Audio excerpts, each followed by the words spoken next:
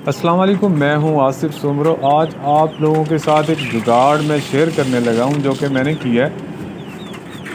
Actually ये है इस तरह के जो मुर्गी मैंने थोड़ी सी मुर्गियाँ रखी हुई हैं अपने लिए, ऐसे ही ज़रा शौक़ के तौर पर।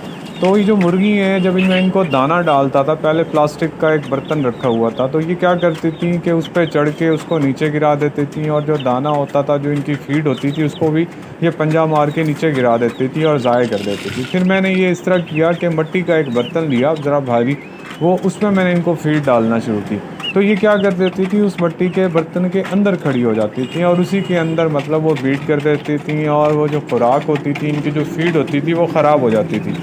काफ़ी सारी जो फीड थी ख़राब हो जाती थी। तो मैंने ये सोचा कि कुछ ना कुछ ऐसा जुगाड़ किया जाए जिससे ये जो फीड है, इनकी जो खुराक है, ठीक है, वो ख़राब ना हो। मतलब आप इनको गंदम वगैरह डालते हैं, आप इनको मक्की डालते हैं, आप इनको बाजरा डालते हैं, या फिर जो इनकी अपनी फीड है वो ज़ाय ना हो। तो मैंने एक जुगाड़ किया जो आप लोगों के साथ मैं शेयर कर रहा हूँ।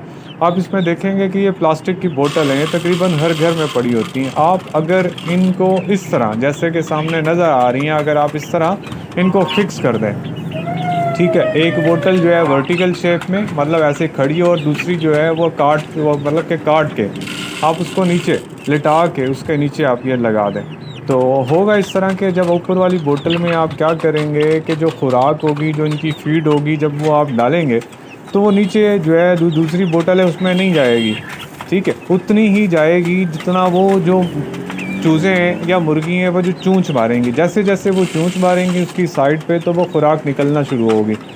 आप ये देखेंगे कि भाई जो खुराक इस तरह ज़ाय नहीं होती, चाहे आप कुछ दिन के लिए आप इन कहीं चले जाते हैं, तो ये जो बोतल है ऊपर वाली, अगर आप भर के चले जाएं, तो वापस आने तक आपको ये इशू नहीं होगा कि खुराक किसने डाली होगी, भूख से इनको कुछ ना हो, ठीक है, इस तरह का कोई भी चक्कर नहीं होगा इंशाल्लाह।